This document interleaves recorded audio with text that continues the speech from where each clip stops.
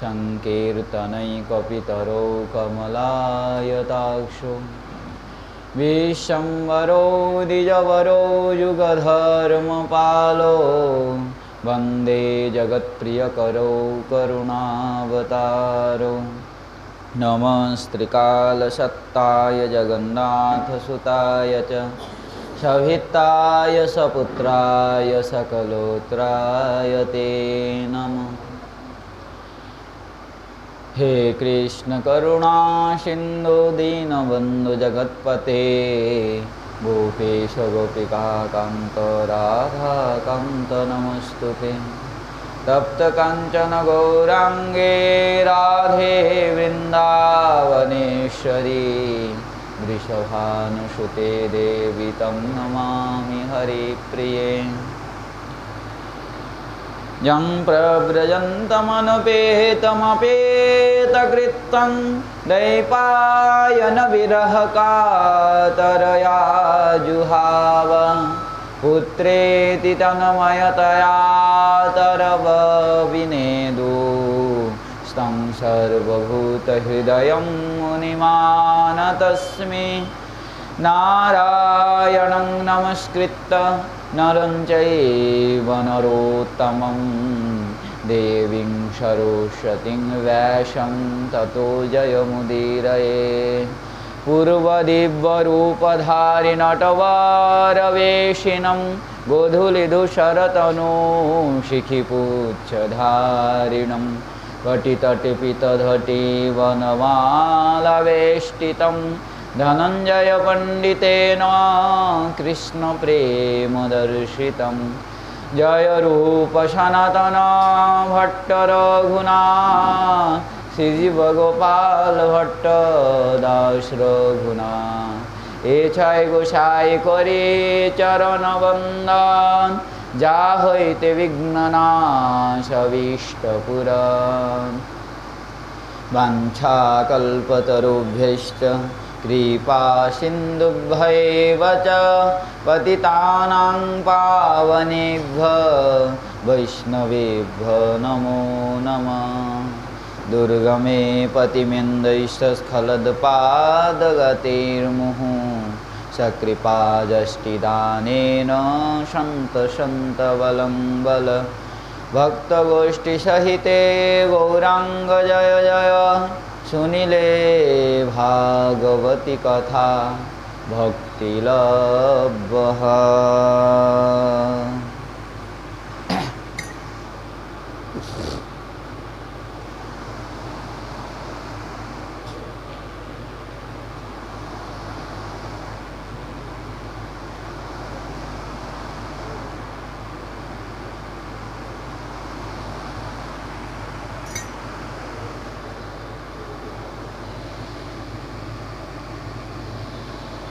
श्री श्री भक्तमाल ग्रंथः।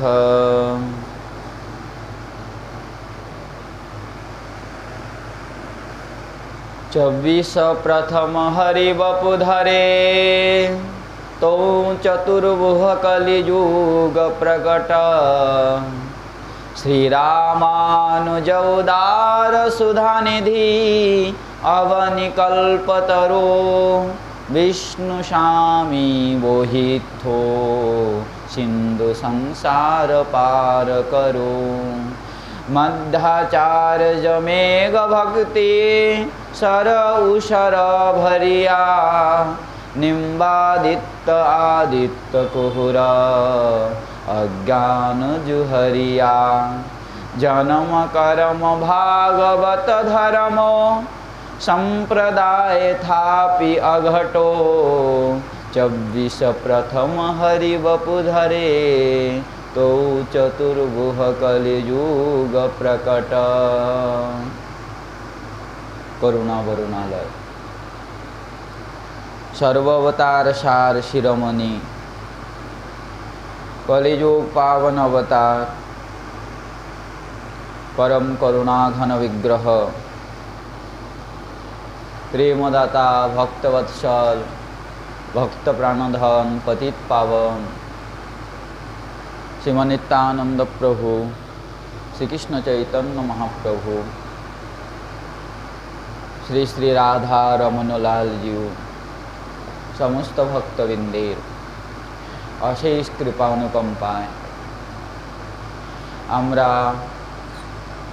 ভক্ত শিরোমণি শ্রী শ্রী নাভাজি রচিত শ্রী ভক্তমাল গ্রন্থের নাভাজি বর্ণন করছেন, বলছেন 24 প্রথম হরি বপু ধরে তো চতুর্ভুজ কলিযুগ প্রকট শ্রী রামানুজ উদার সুধানিধি অবনিকল্পতরু বিষ্ণু স্বামী বহিত্য সিন্ধু সংসার পার করু মধ্যাচার্য মেঘ ভক্তিসর উপর ভরিয়া নিম্বাদিত্য আদিত্য কুহুর অজ্ঞান জুহরিয়া।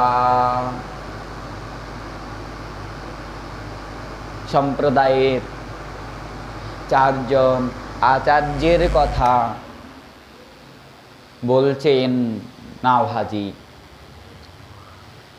সর্বপ্রথমে বলছেন 24 প্রথম হরি বপু ধরে, যে প্রকার ভগবান 24 অবতার গ্রহণ করেছেন, তদ্রূপ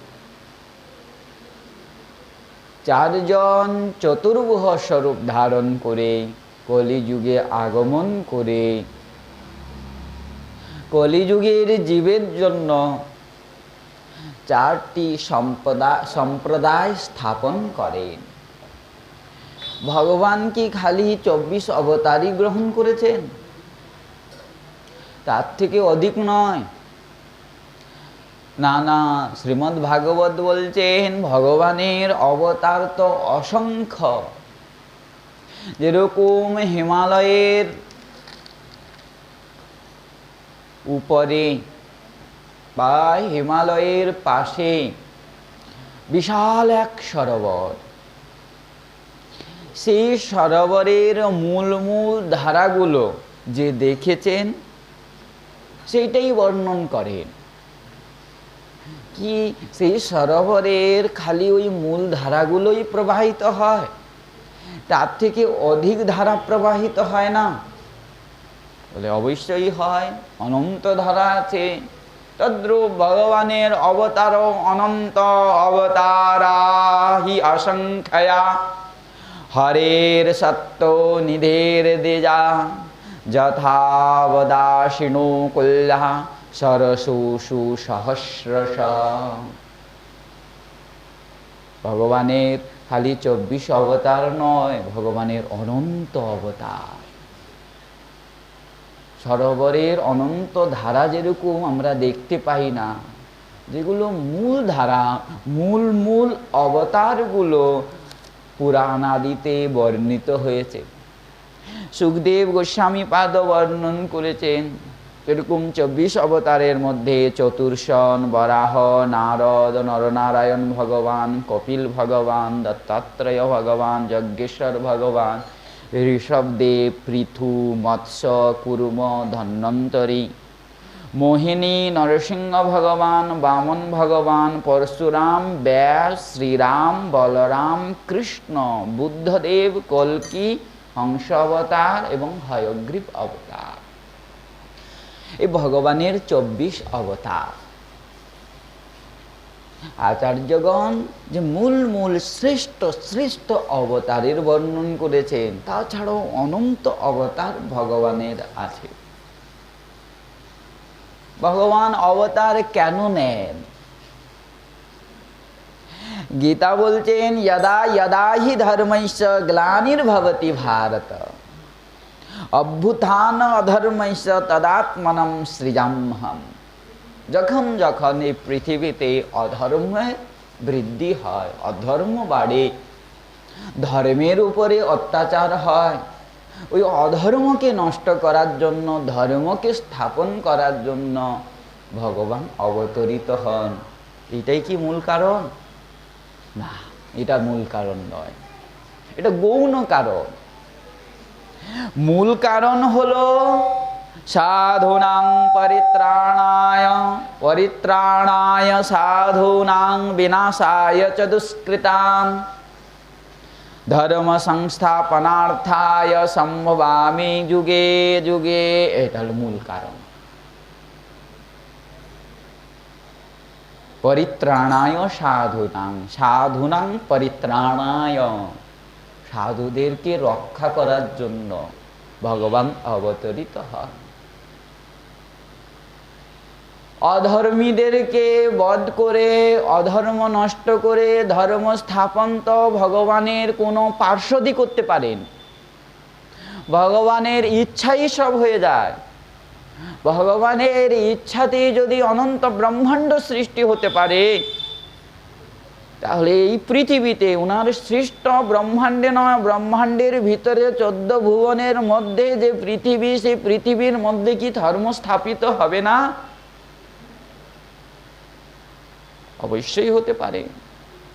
তাও প্রভু কেন আসেন? বলে একটা কারণে, সাধুর জন্য প্রভু আগমন করেন। এটাই তুলসীদাসজিও বলছেন, এক অনিয় অরূপ অনামা অজ সচ্চিদানন্দ পরধামা ব্যাপক বিশ্বরূপ ভগবানা তেহি ধরি দেহ চরিত কৃত নানা সো কেবল ভক্তন হিত লাগি পরম কৃপালু প্রণত অনুরাগী। এক অনিহ অরূপ অলামা, যার কোনো রূপ নাই, যার কোনো নাম নাই, যিনার স্বরূপ হলো সচ্চিদানন্দময়, সৎময়, চিদময়, আনন্দময়, যিনি হলেন পরধাম, সর্বব্যাপক, সর্বভূতে অবস্থান করেন, যিনার রূপ হলো বিশ্বরূপ ভগবানা তেই ধরি দেহ চরিত কৃত নানা। সেই ভগবান, যার রূপ গুণ, যে নির্গুণ ভগবান, সর্বব্যাপ্ত ভগবান, সে নাম ধারণ করে, স্বরূপ ধারণ করে, নানা প্রকার লীলা করে কেন পৃথিবীতে অবতরিত হন?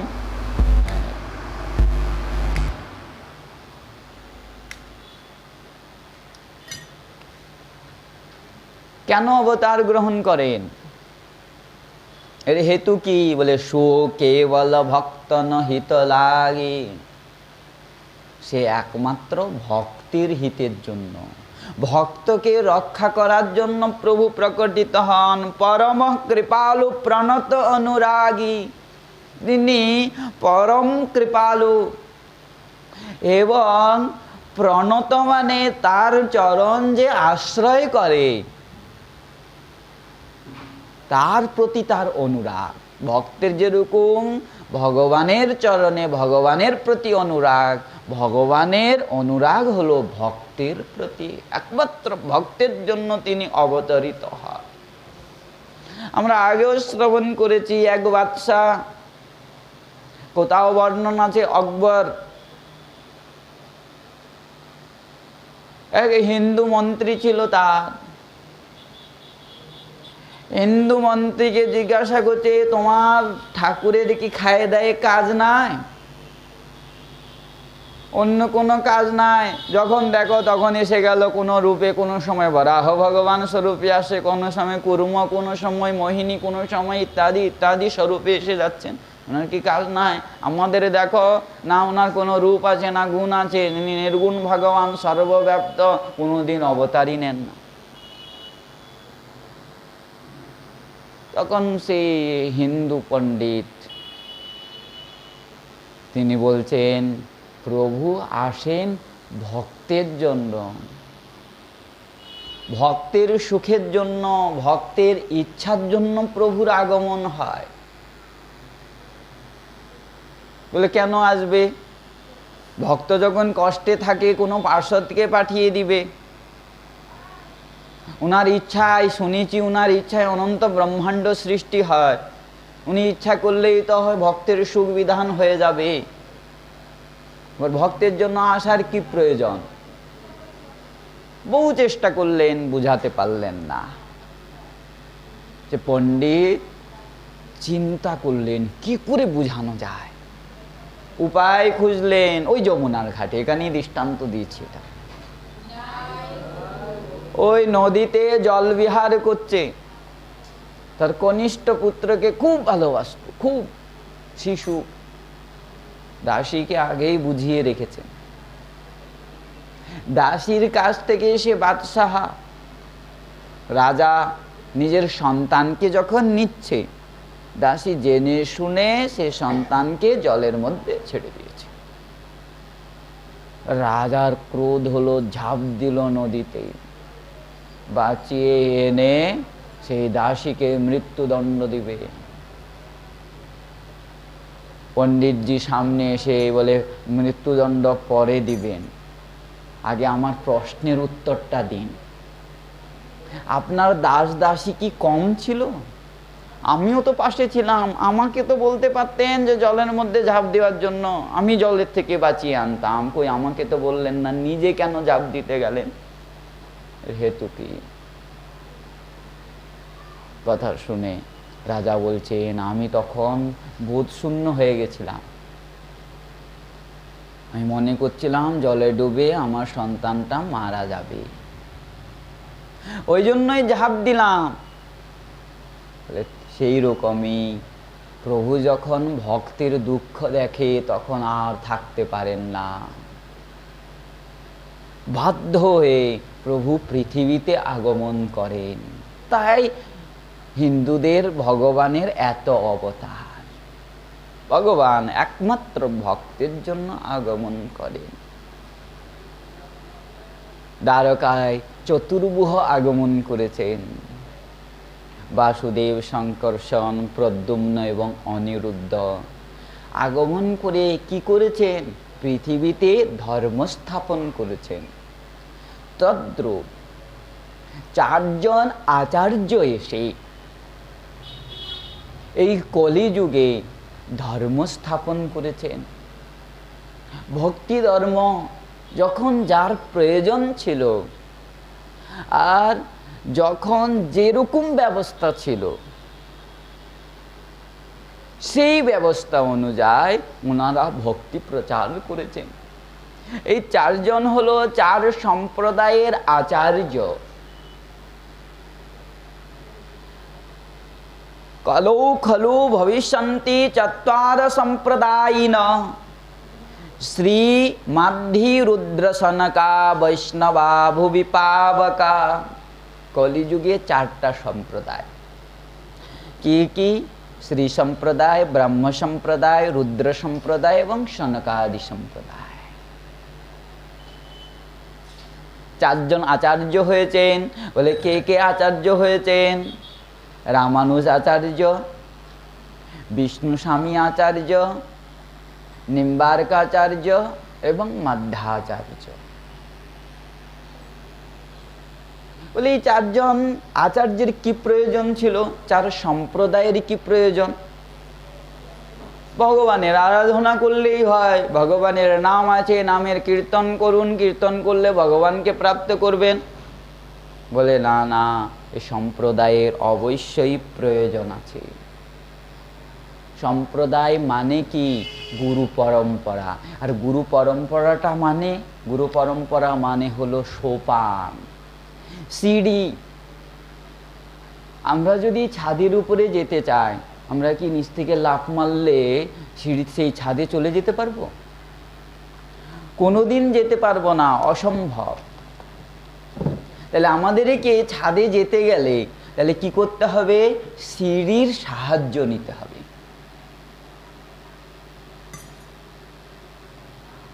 তদ্রূপ এই যে সম্প্রদায়, এটা চারটা ধারা আসে। ওই বৈকুণ্ঠের থেকে চারটা ধারা আসছে। এই যে আমি চারজনের আচার্যের নাম নিয়েছি, এরকম রামানুজ আচার্য, বিষ্ণু স্বামী আচার্য, মধ্যাচার্য এবং নিম্বার্কাচার্য। এই চারজন রামানুজ আচার্য শ্রী সম্প্রদায়কে আশ্রয় করেছেন। শ্রী সম্প্রদায় মানে লক্ষ্মী উনাকে দীক্ষা দেন না। শ্লোকে বলছেন রামানুজম শ্রী শ্রীচক্রে মধ্যাচার্য চতুর্মুখ শ্রী বিষ্ণু স্বামিনম রুদ্র নিম্বাদিত্যম চতুষনা।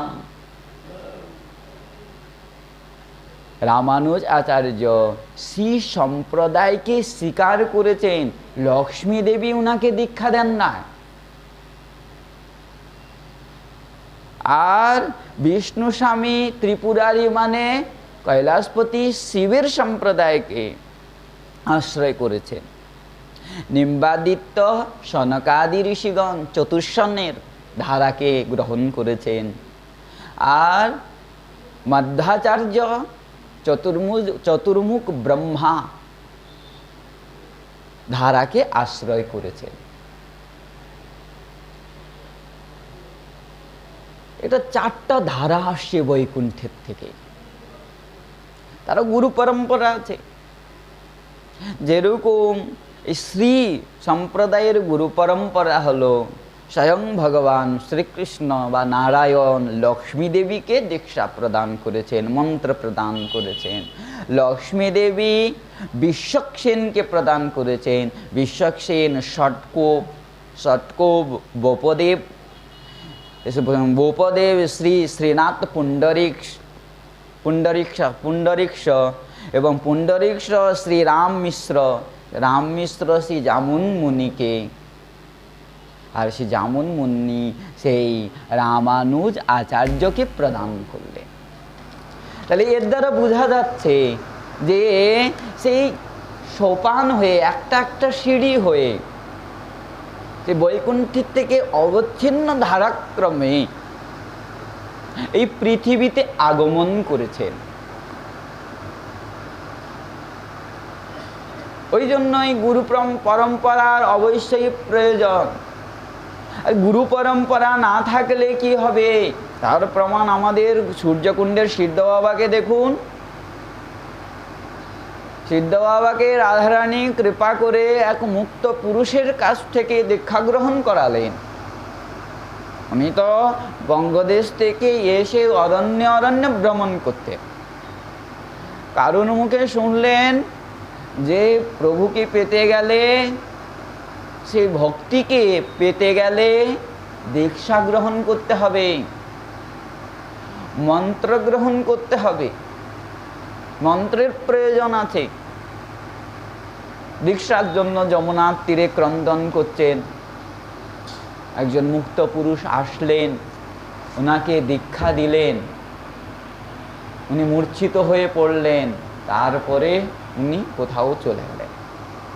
মূর্ছা ভঙ্গ হলো, তখন উনি দেখছেন কেউ নাই, কিন্তু ওনার মন্ত্র মনে আছে এবং মন্ত্রের ব্যাখ্যাও মনে আছে।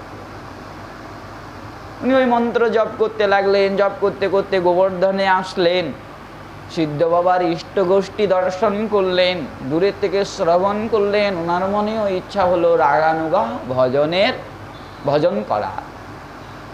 সিদ্ধ বাবাকে নিবেদন করলেন। সিদ্ধ বাবা গুরু পরম্পরা জিজ্ঞাসা করলেন, বলতে পারলেন না। বলে তাহলে তো সম্ভব নয়, তাহলে তো সম্ভব নয়, গুরু পরম্পরা অবশ্যই প্রয়োজন।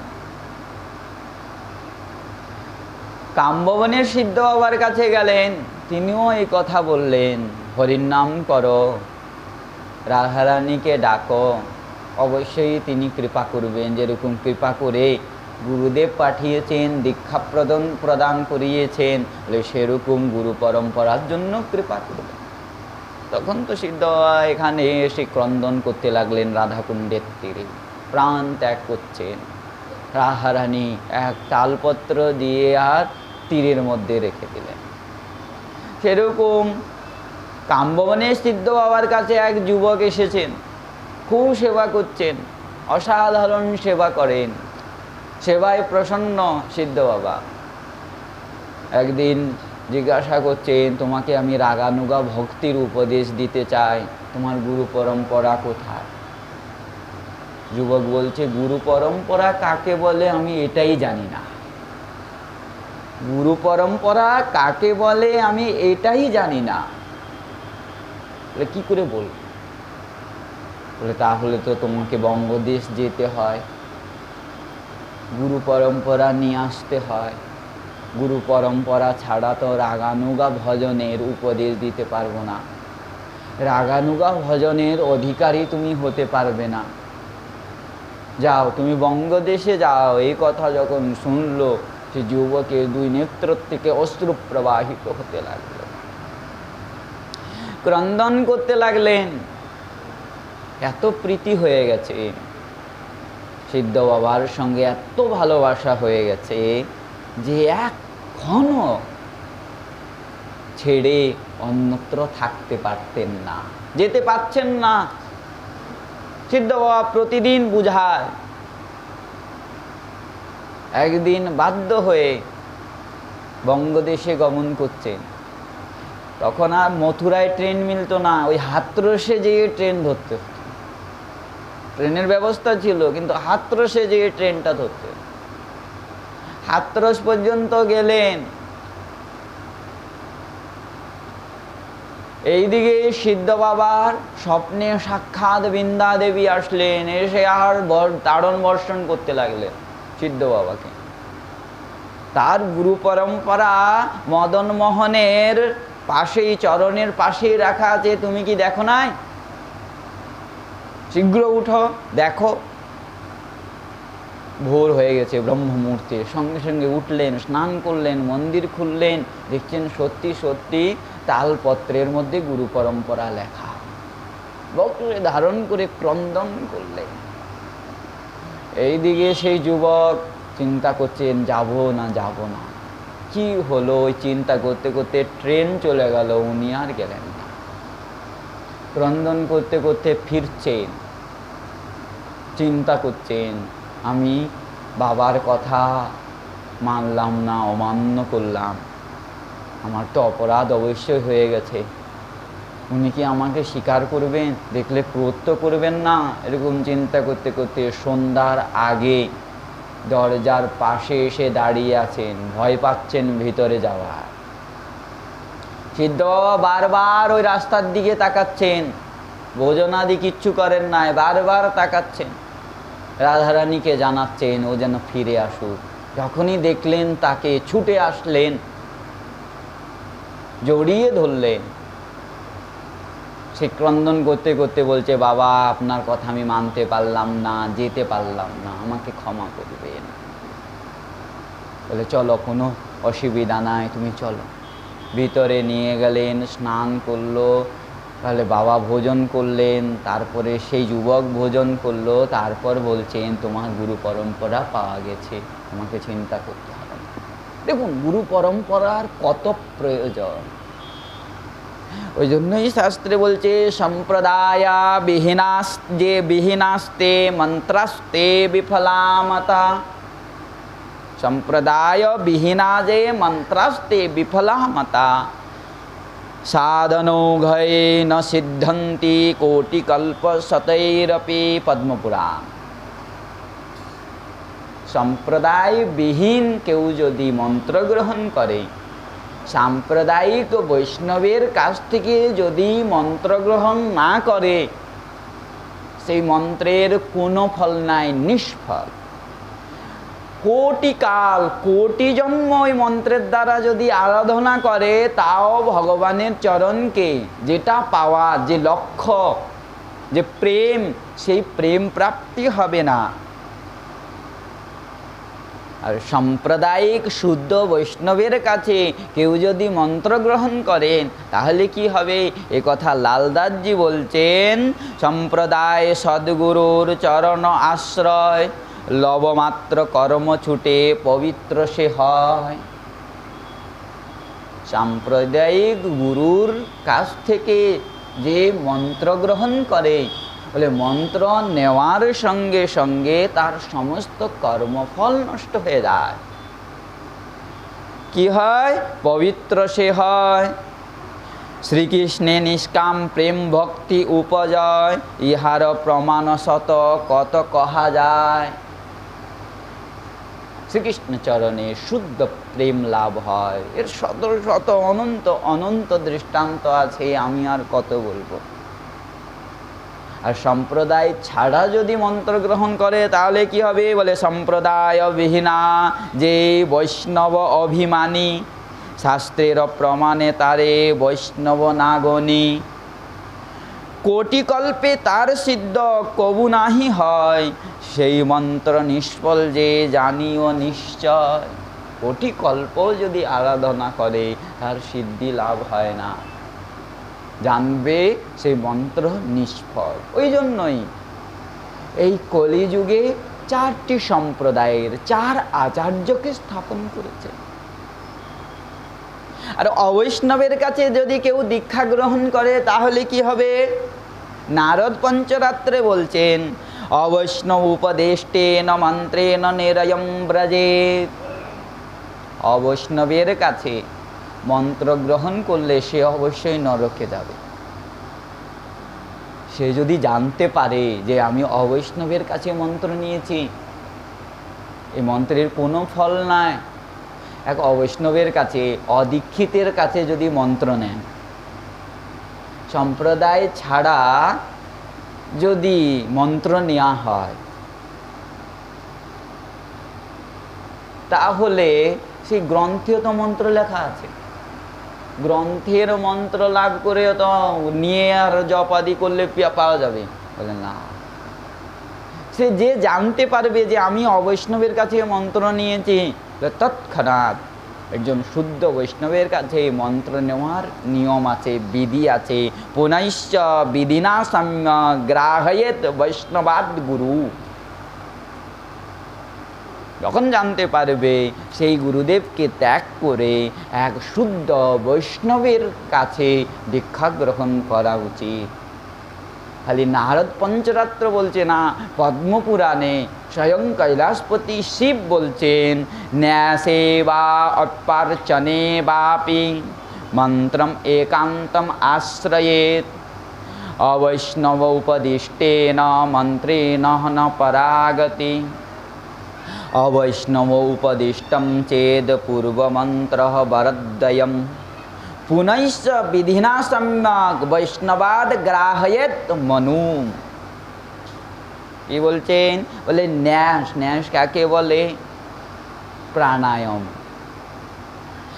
আর অর্চনাদি যদি সম্যক রূপে জানতে চায়, আশ্রয় করে প্রেমকে প্রাপ্ত করতে চায়, মন্ত্রম একান্তম আশ্রয়েত। অদীক্ষিত বিগ্রহের অর্চনাদি করতে পারে না, স্পর্শ পর্যন্ত করতে পারবে না। বৈষ্ণবরা অদীক্ষিতের হাতে জল পর্যন্ত গ্রহণ করেন না, শাস্ত্রে বিধান দিচ্ছেন না। তাহলে অদীক্ষিত লোক বিগ্রহের সেবা কি করে করবেন? এটা তো উচিত নয়, এটা অধর্ম, এটা অসদাচার, মর্যাদা লঙ্ঘন। এই অবৈষ্ণব উপদিষ্টেন মন্ত্রেণ ন পরাগতি। অবশ্যই দীক্ষা নিতে হবে।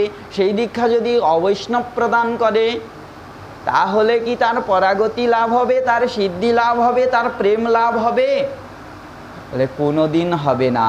স্বয়ং কৈলাসপতি শিব বলছেন, অবৈষ্ণব উপদিষ্টেন মন্ত্রেণ ন পরাগতি।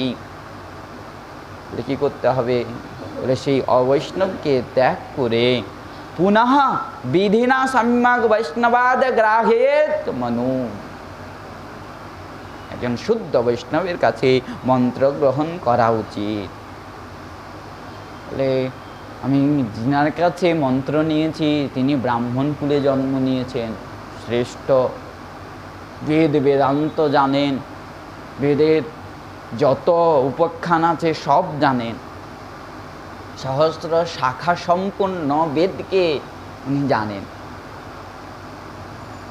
শাস্ত্র বলছেন, ওই কৈলাসপতি শিবই বলছেন পদ্মপুরাণে, মহাকুল প্রসূতপি সর্বযজ্ঞেষু দীক্ষিত, সহস্র শাখাধ্যায়ী চ ন গুরু স্যাদ অবৈষ্ণবা। কি বলছেন? মহাকুল প্রসূতপি, মহাকুলে জন্মগ্রহণ করেছে। প্রসূত মানে জন্ম, মানে ব্রাহ্মণ কুলে জন্মগ্রহণ করেছে। সমস্ত যজ্ঞের বিধান জানেন, যজ্ঞাদিও করেন, সর্বযজ্ঞেষু দীক্ষিত, সহস্র শাখাধ্যায়ী, বলে সহস্র শাখা সম্পূর্ণ বেদকে সে অধ্যয়ন করেছে। কিন্তু বৈষ্ণব মন্ত্রে দীক্ষিত নয়, ভক্তিকে মানে না, অবৈষ্ণব, তার কাছে মন্ত্র নেওয়া যাবে না। আরো সেই পদ্মপুরাণে আবার বলছেন, সহস্র শাখাধ্যায়ী চ সর্বযজ্ঞেষু দীক্ষিত কুলে মহতি জাতোপি ন গুরু স্যাৎ অবৈষ্ণব যস্তু মন্ত্রদ্বয়ম সম্যক অধ্যাপয়তি বৈষ্ণব। ওই যে বলা হয়েছে, ন্যাস এবং অর্চন যথাযথভাবে যে জানে যে দীক্ষা দেওয়ার যোগ্য, সেই বৈষ্ণবের কাছে একমাত্র মন্ত্র নেওয়া উচিত। সহ অর্চয়স্তু বিজ্ঞেয় ভগবত ব্যবিধারক। এরকম বৈষ্ণবের কাছে যদি দীক্ষা নেওয়া হয়, তাহলে সংসার থেকে মুক্ত হয়ে ভগবত চরণকে, ভগবানের সেবাকে প্রাপ্ত করে। গৃহ্ণাতি ভক্ত ভক্তা চ কৃষ্ণ মন্ত্র চ বৈষ্ণবাৎ অবৈষ্ণবাদ গৃহীত্বা চ হরিভক্তি ন বর্ধতে। কেন মন্ত্র নেয়? হরিভক্তি বৃদ্ধির জন্যই তো, হরিভক্তিকে লাভ করার জন্যই তো। এবং এখানে পুরো সাফ সাফ বলে দিচ্ছেন যে অবৈষ্ণবের কাছে কেউ যদি দীক্ষা নেয়, বলে সেই হরিভক্তির হানি হবে, বৃদ্ধি কোনো দিন হবে না, অশ্রদ্ধা আদি উৎপন্ন হবে। আরো বিষ্ণু ভক্তি বিহীনাশ্চ ভক্তিহীন ভবেত নর শৈবাত সাক্ষাৎ গৃহীত্বা চ হর ভক্তি ন বর্ধতে। কেউ যদি মনে করেন আমি শৈবের থেকে দীক্ষা নিব, শাক্তের থেকে দীক্ষা নিব, তাহলে কি আমার হরিভক্তি বৃদ্ধি হবে? বলে না, একমাত্র বিষ্ণু ভক্তের কাছে বিষ্ণু মন্ত্র নিতে হবে।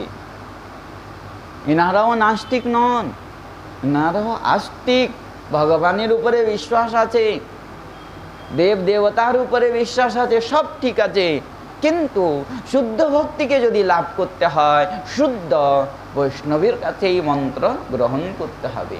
এই জন্যই এই কলিযুগে প্রভু 4 সম্প্রদায় সৃষ্টি করেছেন। সে বৈকুণ্ঠের থেকে 4 ধারা আগমন করেছে, সেই 4 ধারার 4 জন আচার্যকে স্থাপন করছেন।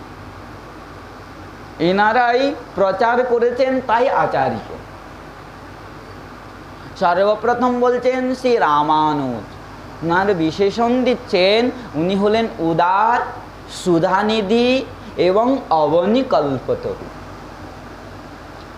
উদার, উদার কাকে বলে?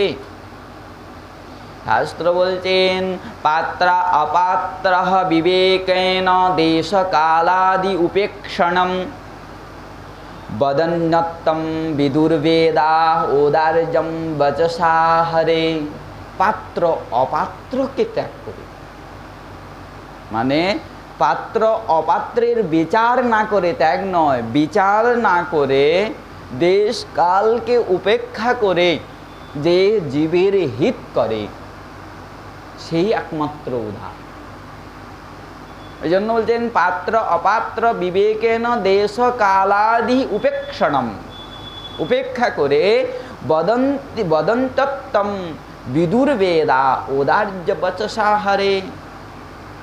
আলো লক্ষণ দিচ্ছেন তন সজ্জা মনোধ্যান মে বাণী নাম শিরভার উচে চড়ি মন্ত্র হৃদিও জাতি নাম উদার। রামানুজ আচার্য উদার, পরম উদার। যামুনা আচার্যের কাছে উনি মন্ত্র প্রাপ্ত করেছেন, ইষ্টদেবের মন্ত্র। গুরুদেব ওনাকে আদেশ করেছেন এই মন্ত্র পশু পাখিকে পর্যন্ত শোনাবে না, হৃদয়ে রাখবে, এইটাই নিয়ম। গুরুদেবের প্রদত্ত মন্ত্র কখনো উচ্চারণ করতে নাই, উচ্চারণ করলে সেই মন্ত্রের হানি হয়ে যায়। আবার গুরুদেবের কাছে সেই মন্ত্র নিতে হয়, গ্রহণ করতে হয়, এটা নিয়ম। এক সময় গদাধর আচার্য শ্রীমন মহাপ্রভুকে নিবেদন করছেন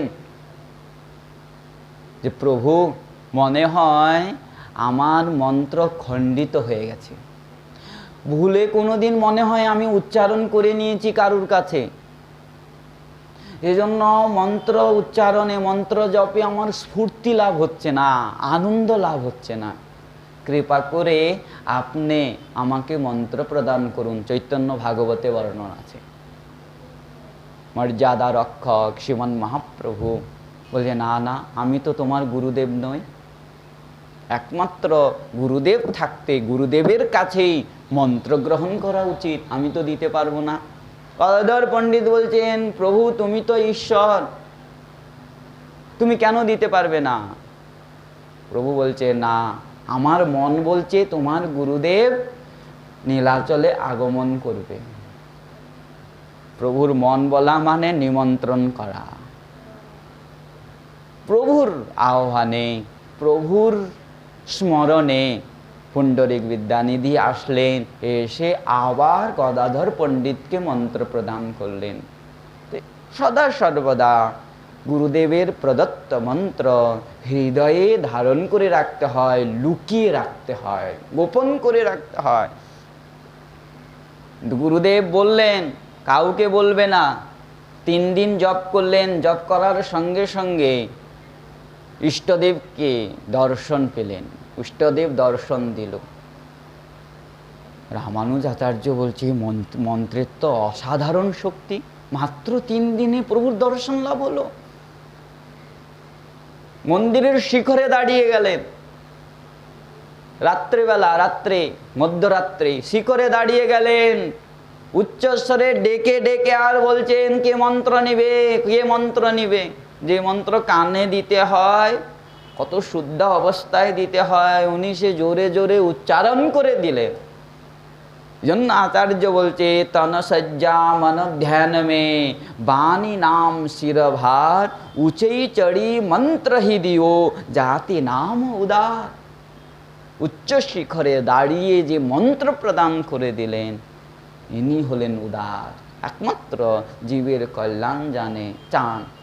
71 জন ওই মন্ত্র শ্রবণ করেছেন, সে মন্ত্র প্রাপ্ত করেছেন, হৃদয়ে ধারণ করেছেন, আর জপ করে প্রভুর দর্শনও লাভ করেছেন।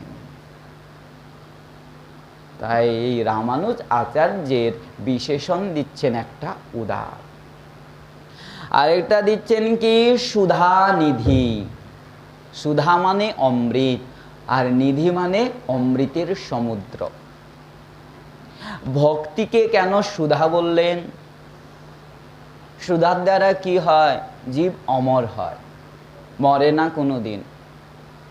ভক্তিও তাই, যদ লব্ধা পুমান অমৃত ভবতি। ভক্তির বিশেষণ দিচ্ছেন যে ভক্তিকে লাভ করার পর মানুষ কি হয়ে যায়? অমৃত হয়ে যায়, অমর হয়ে যায়। বলে মরে তো দেখছি, মরে না, যে দেহ ত্যাগ করছে, বলে দেহ ত্যাগ হয়, মরে না। গীতা বলছেন, মদ্ভক্ত ন প্রণশ্যতি, আমার ভক্ত কোনোদিন নষ্ট হয় না। দেখা যায় যে যাচ্ছে, নষ্ট হয়ে যাচ্ছে, পতিত হয়ে যাচ্ছে, বলে হ্যাঁ হয়, কোনো সময় হয় না, আবার তার কর্মফল শেষ হওয়ার সঙ্গে সঙ্গে আমি চুলে ধরে টেনে নিয়ে আসি, আবার ভজনে প্রবেশ করিয়ে দিই। তাই নমে ভক্ত প্রণশ্যতি, অমৃতের দ্বারা অমর হয়, স্বর্গেও অমৃত লাভ হয়েছে। সমুদ্র মন্থন করে দেবতারা অমৃত প্রাপ্ত করেছেন, অমৃত পান করে তারাও অমর হয়েছেন, তাই তাদের একটা নাম হলো অমর। কিন্তু ক্ষীণে পুণ্যে মর্তলোকং প্রশন্তি, পুণ্য যখন শেষ হয়ে যায়, সেই দেবতাদেরকেও আবার এই মর্তলোকে আসতে হয়, এই কর্মলোকে, এই কর্মভূমিতে ভ্রমণ করতে হয়। সে অমৃত পান তো অবশ্যই করেছে, পান করে কি বলে দুঃখ যায় না, তাদের অত্যান্তিক সুখকে লাভ করে নাই, অমরত্বকে লাভ করে নাই। ওই জন্যই তো সুখদেব গোস্বামী পাদ পরীক্ষিত মহারাজকে শ্রীমদ্ ভাগবত শোনানোর জন্য গঙ্গার তীরে উচ্চ আসনে বসেছেন। দেবতারা যখন শুনলেন सुखदेव गोस्वामी पाद परीक्षित महाराज जी के श्रीमद् भागवत श्रवण कराबेन। सब देवतारा एकत्रित हुए हाथे अमृतेर भाण्ड निये गंगार तीरे एसे उपनीत हलेन। सुखदेव गोस्वामी पाद के प्रणाम करलेन, प्रणाम करे बोलছেন আপনি এই অমৃত প্রদান গ্রহণ করুন, আমাদেরকে ভাগবত অমৃত প্রদান করুন। सुखदेव गोस्वामी पाद बोलছেন এই অমৃত দিয়ে আমি কি করব? বলে পরীক্ষিত মহারাজ তো মৃত্যুর ভয়ে গঙ্গা তীরে এসেছেন, ভয়টা তো মৃত্যুর, তিনাকে অমৃতটা পান করিয়ে দিন, বিনিময়ে আমাদেরকে ভাগবতামৃত পান করা। সুখদেব গোস্বামী পাদ শান্ত হয়ে গেলেন, গম্ভীর হয়ে আর বলতে লাগলেন কসোধা ক কথা লোকে ক কাচ ক মনির মহা। কোথায় সুধা আর কোথায় কথামৃত? অমৃত হলো কাচ আর কথামৃত হলো মহামণি। এই বিষয় বুদ্ধি দেবতারা মহামণির সঙ্গে কাচের তুলনা করছে। তাহলে স্বর্গের অমৃতকে সুখদেব গোস্বামী পাদ কি বলছেন? কাজ বলছেন। আর কথামৃতকে ভক্তিকে সুখদেব গোস্বামী পাদ বলছেন মহামৃত, মহামণি। না না, এরা ভক্ত নয়, তাই অভক্তম জ্ঞাত্বা, অভক্ত জেনে তাদেরকে কথামৃত ভাগবতামৃত পান করালেন না। এই রামানুজ আচার্য জগতে কেন এসেছেন? এই কথামৃত প্রদান করার জন্য, এই ভক্তি প্রদান করার জন্য অবিচারে প্রদান করেছেন। প্রভু চিন্তিত, চিন্তা করছেন জীবের জন্য, কলিযুগের হত জীবের জন্য চিন্তা করছেন। এই কলিযুগে কি হবে? জীব সব অসুরাপন্ন, অসুরের মতো কাজ করছে, ধর্ম বলে কিছু নাই, সব নষ্ট হয়ে গেছে। অনন্তদেব প্রভুকে জানালেন, প্রভুকে জিজ্ঞাসা করলেন, প্রভু আপনি কেন চিন্তা করছেন? কারণ কি? এই কলিযুগের জীবদেরকে দেখে আমি চিন্তা করছি। প্রভুর ইচ্ছা বুঝতে পারলেন। অনন্তদেব বলছেন আমি গমন করব, আমি ভক্তি প্রচার করব। এ রামানুজ আচার্য কে? সাক্ষাৎ অনন্তদেব। জ্যোতিরাজ স্তোত্রে বলছেন আদৌ জগদাধার শেষস্তদ তদনু সুমিত্রানন্দনো বেশঃ তদুপরি ধিতোহল সুহল বিশেষ তদ অন্তরম অভূত গুরুর এষা। ইনি আদিতে কি ছিলেন? বলে আদৌ জগদ্ধার, জগৎকে কে ধারণ করে রাখেন? অনন্তদেব। অনন্তদেবের মস্তকে এই পৃথিবী শস্যপ্রায়, শস্য আকারে অবস্থান করেন। তাই শেষ, তার উপর সেই শেষ ত্রেতা যুগে কি হয়ে এসেছেন? বলে তদ অনু সুমিত্রানন্দন বেশ, সুমিত্রানন্দন লক্ষ্মণ হয়ে এসেছে। সেই লক্ষ্মণ এই দাপর যুগে কি হয়ে এসেছে? বলে তদ উপরে ধিতোহল মুষল বিশেষ, মুষল হলধারী স্বয়ং বলরাম হয়ে আগমন করেছেন। বলে সেই অনন্ত দেবী এই রামানুজ আচার্য স্বরূপে আগমন করেছেন। রামানুজ আচার্যের তৃতীয় বিশেষণ কি দিচ্ছেন? অবনী কল্পতরু। এই পৃথিবীতে উনি হলেন কল্পতরুর সমান। কল্পতরু স্বর্গে থাকে। কল্পতরুর গুণ কি? বলে ওই বৃক্ষের নিচে যেয়ে যাই চিন্তা করবেন তাই লাভ হবে, যাই চিন্তা করবেন। একজন মানুষ ঘরে ঝগড়া হয়েছে, ভীষণ ঝগড়া, দুঃখ পেয়ে ঘর ত্যাগ করে জঙ্গলে গেছে, এক বৃক্ষের নিচে বসেছে। তার বড় ক্ষুধা লেগেছে। সে চিন্তা করছে যদি ভালো মন্দ খাওয়ার হতো, এখানে বসে খেতে পারতাম। সঙ্গে সঙ্গে স্বর্ণ থালের মধ্যে সুন্দর সুন্দর ভোজন প্রকটিত হয়ে গেছে। বলে ওই যে লোকটা বসেছিল কিসের? ওই কল্পতরুর জাতির বৃক্ষের নিচে। এই বক্তমালী বর্ণনা আছে। ভোজন এসে গেছে, ক্ষুধা, ভীষণ ক্ষুধা। ভোজন দেখে ভোজন করে নিল। করার পর এখন আলসি আসছে, এখানে একটা সুন্দর পালং যদি হতো, সুন্দর হাওয়া আছে, ঘুমাতে পারতাম। সঙ্গে সঙ্গে পালঙ্কে এসে গেল। পালঙ্কে যখন শয়ন করেছে, চিন্তা করছে এটা বন, যদি ব্যাঘ্র আসে আর যদি আমাকে খেয়ে যায়। সঙ্গে সঙ্গে সেই ব্যাঘ্র আসলো, তাকে খেয়ে গেল। যেন কল্পতরুর কাছে যাই চিন্তা করা যায় বলে সেইটাই লাভ হয়, যেটাই চিন্তা করে সেটাই লাভ হয়। কিন্তু সে কল্পতরু ভক্তি দিতে পারে না। কি দিতে পারে? বলে ভুক্তি দিতে পারে, মুক্তি পর্যন্ত দিতে পারে না। ধর্ম অর্থ কাম পর্যন্ত দিতে পারবে, মুক্তি দিতে পারবে না। আর যদি মুক্তি দিতে পারত, স্বর্গের দেবতারা এই পৃথিবীতে জন্ম নেওয়ার কামনা করত না। তারা ওই স্বর্গের থেকে মুক্ত হয়ে বৈকুণ্ঠে চলে যেত। পঞ্চম স্কন্ধে যখন ভারতবর্ষের বর্ণন করছেন, সে বর্ণনে আসছে দেবতারা বলছেন অহো অমিষাম কিমকারি শোভনম প্রসন্ন এষাম সিদুতোষয়ম হরি। এই ভারতবর্ষের মনুষ্যরা কি পুণ্য করেছিল, সেই পুণ্য ফলে ভারতবর্ষে জন্ম হয়েছে। পরক্ষণে বলছে না না না না না না, পুণ্য ফলে তো এই ভারতবর্ষে জন্ম হবে না।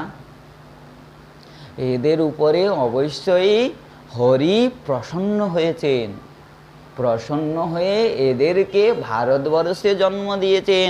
প্রসন্ন এষাম সিদুতোষয়ম হরি। ভারতবর্ষে আছেটা কি? এত দেবতারা প্রশংসা করছেন, বলে জয় জন্ম লব্ধম নৃষু ভারতাজিরে মুকুন্দ শিবৌপৈকম স্প্রিয়াহীন। ভারতবর্ষে মুকুন্দ ভগবান আছেন এবং মুকুন্দ ভগবানের সেবা করার স্প্রিয়া মানে ইচ্ছা আছে, ভজন করার ইচ্ছা আছে, ভক্তি প্রাপ্ত করার ইচ্ছা আছে। তাই দেবতারা প্রার্থনা করছেন ভারতবর্ষে জন্মগ্রহণ করা। আরো বলছেন কিং দুষ্কর্মৈর্ন ক্রতুভিস্তপোব্রতাই। কি প্রয়োজনে আমরা এত কঠোর কঠোর তপস্যাদি করেছি, যজ্ঞ আদি করেছি, দান আদি করেছি, পুণ্যাদি করেছি। তখন যদি জানতে পারতাম, তাহলে অবশ্যই সেই যজ্ঞাদি ফলস্বরূপ এই স্বর্গ কামনা করতাম না, অবশ্যই ভক্তি কামনা করতাম। তখন জানতাম না স্বর্গে নারায়ণের সেবা বলে কিছু নাই। নযত্র নারায়ণ পাদ পঙ্কজ স্মৃতি প্রমুষ্টাতি সয়েন্দ্রিয়োৎসবাদ। এখানে খালি আছে ইন্দ্রিয়ের সুখ, আর কিছু নাই। ইন্দ্রিয়ের সুখ ছাড়া নারায়ণের সেবার বা ভজনের কিচ্ছু নাই, কিচ্ছু নাই। আর সেই স্বর্গেরই ধন হলো কল্পতরু, সে আবার ভক্তি কি করে দিতে পারে? কিন্তু তুলনা করছেন রামানুজ আচার্যের সঙ্গে। বলে হ্যাঁ, রামানুজ আচার্য কল্পতরুর সমান, কিন্তু কল্পতরু যেরকম ধর্মার্থ কাম প্রদান করেন, রামানুজ আচার্য ধর্মার্থ কাম প্রদান করেন না। উনি কি প্রদান করেন? বলে একমাত্র ভক্তি প্রদান করেন, একমাত্র ভক্তি প্রদান করেন। যে ভক্তির দ্বারা ভগবানের সেবাকে পাওয়া যাবে, প্রেমকে পাওয়া যাবে, হৃদয়ে সিংহাসনকে স্থাপন করা যাবে, সেই ভক্তি প্রদান করেন। এই কল্পতরু এক সুরলোকমে শূন্য পরন্তু। আচার্য পাদ বলছেন কল্পতরু একমাত্র সুরলোক মানে দেবলোকে অবস্থান করে। একহু বিশক দেবতাসু নেহি ভয়ো, বলে সে দেবতাদের কাছে কল্পতরু থাকার সত্ত্বেও তারাও দুঃখ ভোগ করছে।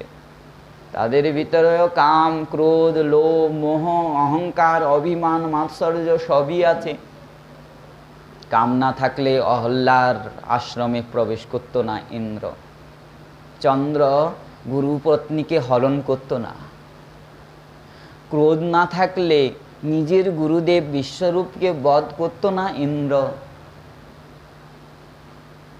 দুঃখ যদি না হতো তাহলে বৃত্রাসুর যখন আক্রমণ করেছে, ইন্দ্র ভয়ে নিজের রাজ্য ত্যাগ করে বনে বনে ভ্রমণ করতো না। বলির আক্রমণেও তাই। তাহলে এতে বোঝা যাচ্ছে স্বর্গে কামও আছে, ক্রোধ আছে, লোভ আছে, ভয় আছে, সব আছে, সব আছে। যেরকম পৃথিবীতে হলে স্বর্গেও তাই, আলাদা কিছু নাই। ওই জন্য বলছেন একহু বিশক দেবতাসু নহি ভয়ো, নিত্যরাগ দেশ নিত্য ইতি ভীতি তাপ তপয় দুষ্ট দৈত্য দুঃখ দেয় ছিন্ন পুণ্য ভয় নয়। দেখেন বলছে তারাও তাপ পাচ্ছে, দুঃখ হচ্ছে, ভয় হচ্ছে, নিজের রাজ্য ত্যাগ করে অন্যত্র গমন করতে হচ্ছে। তাতে উপকার জব দেখ নহি জীবন, কো করুণা বিবশ অবতার শেষ হে গয়। যখন দেখলো যে এই কল্পতরুর দ্বারা কিছু হবে না, স্বয়ং শেষ ভগবান এই রামানুজ স্বরূপে আবির্ভূত হলেন। এই কল্পতরুর কাছে আশ্রয় যে জীব করবে, এই কল্পতরুর আশ্রয়ে যে জীব করবে, তার হৃদয়ে কোনো কাম, ক্রোধ, লোভ, মোহ, অহংকার, অভিমান, মাৎসর্য থাকবে না। পাদ পদ্ম ছায় পায় জীবন আনন্দ বহু। তার পাদপদ্ম আশ্রয় যে করেছে সে পরম সুখকে লাভ করেছে। আমরা সবাই সুখ চাই, সুখ সুখ সুখ। যতক্ষণ পর্যন্ত দুঃখের ঐকান্তিক লয় না হবে ততক্ষণ সুখ পাওয়া যাবে না। সুখ কোথায় পাওয়া যাবে বলে, সুখ তো বৈষ্ণবের ধন, ভগবানের ধন, এই আচার্যদের ধন। এই আচার্যরা কৃপা করে যখনই পথ দেখাবেন, সুখের পথ দেখাবেন, তখন সুখ পাওয়া যাবে। তাই বহু রামানুজহনি মাঝ কল্প বৃক্ষ হে ছয়। তাই রামানুজ আচার্যকে কল্প বৃক্ষ রূপে বর্ণন করেছেন, তুলনা করেছেন তিন রূপে। এক উদার, দ্বিতীয় সুধানিধি, তৃতীয় কল্পতরু। আর মধ্যাচার্যকে, বিষ্ণু স্বামীকে বহিত সিন্ধু সংসার পার করু। সংসার রূপী সমুদ্র, সমুদ্রকে পার করতে গেলে কিসের প্রয়োজন? নৌকায় হবে না, নৌকায় হবে না, ডুবে যাবে। সমুদ্রে বা নৌকা চলে? এত বড় সমুদ্র পার করতে গেলে নৌকায় যাওয়া সম্ভব? নাভাজি তুলনা করছেন এই বিষ্ণু স্বামী হলেন জাহাজের মতো। সংসার রূপী সমুদ্রকে পার করার জন্য বিষ্ণু স্বামী কি বলে? বহিত্ব মানে জাহাজ। মধ্যাচারজ মেঘ ভক্তি সর উষর ভরিয়া, বলে হে ভক্তি সর উষর ভরিয়া। ভক্তিকে তুলনা করেছেন বর্ষার সঙ্গে। এই বর্ষাটা কোথার থেকে আসে? বলে মেঘের থেকে আসে। মধ্যাচার্যের সঙ্গে তুলনা করেছেন মেঘকে, উনি হলেন মেঘের স্বরূপ। অবিচারে এই পৃথিবীতে মনুষ্যকে বর্ষা প্রদান করেছেন। নিম্বাদিত্য আদিত্য কুহর অজ্ঞান জুহরিয়া। অজ্ঞান, অজ্ঞান কি বলে? অহম এবং মম, এটা হলো অজ্ঞান জীবের। এই অজ্ঞানের তুলনা করেছেন কুয়াশার সঙ্গে। কুহুর মানে কুয়াশা, অবশ্যই অজ্ঞানতমের নাম, তম মানে অন্ধকার, সব জায়গায় অন্ধকার বলেছেন। নাভাজি বলছে না না, অন্ধকার তো সাধারণ প্রদীপের দ্বারা চলে যায়, প্রদীপ জ্বালালে অন্ধকার চলে যায়, কিন্তু কুয়াশার এত অন্ধকার। পরাশরজি এই কুয়াশাকে কেন সৃষ্টি করেছেন? সত্যবতী যখন বললেন যে যমুনার ওই তীরেও লোক আছে, এই তীরেও লোক আছে, আমাদেরকে দেখছে, নিন্দা করবে, তখন তো উনি কুয়াশা সৃষ্টি করলেন। কুয়াশা যদি হয় সামনেও দেখা যায় না, এত অন্ধকার হয়ে যায়। সেই কুয়াশাকে একমাত্র প্রখর সূর্যই নাশ করতে পারে, সূর্যের তেজই নাশ করতে পারে, আলো পর্যন্ত নাশ করতে পারে না। ঠান্ডার দিনে যখন বিশাল কুয়াশা হয়, গাড়ির লাইটগুলো পর্যন্ত সেই কুয়াশাকে ভেদ করতে পারে না। তাই তমকে, অজ্ঞানকে কুয়াশার সঙ্গে তুলনা দিয়েছেন, আর আচার্য নিম্বাদিত্যকে সূর্যের সঙ্গে তুলনা দিয়েছেন। এই অজ্ঞানরূপী কুয়াশাকে নাশ করার জন্য নিম্বাদিত্য হলেন সাক্ষাৎ আদিত্য সূর্যদেব। এনারা এই পৃথিবীতে জন্মগ্রহণ করেছেন, জন্মগ্রহণ করে আগে নিজে আচরণ করেছেন, তারপর জগতে সে ভক্তি প্রচার করেছেন। জন্ম কর্ম ভাগবত ধর্ম, জন্ম হলেন, তারপরে আচরণ করলেন, আচরণ করে জীবকে শিক্ষা প্রদান করলেন। যতক্ষণ পর্যন্ত নিজে আচরণ না করবে, জীবকে শিক্ষা দিলে জীব মানবে না। আমরা সেই বৈষ্ণবের গুড় খাওয়ার কথা আমরা আগেও শুনে এসেছি। তাই সম্প্রদায় থাপি অঘট,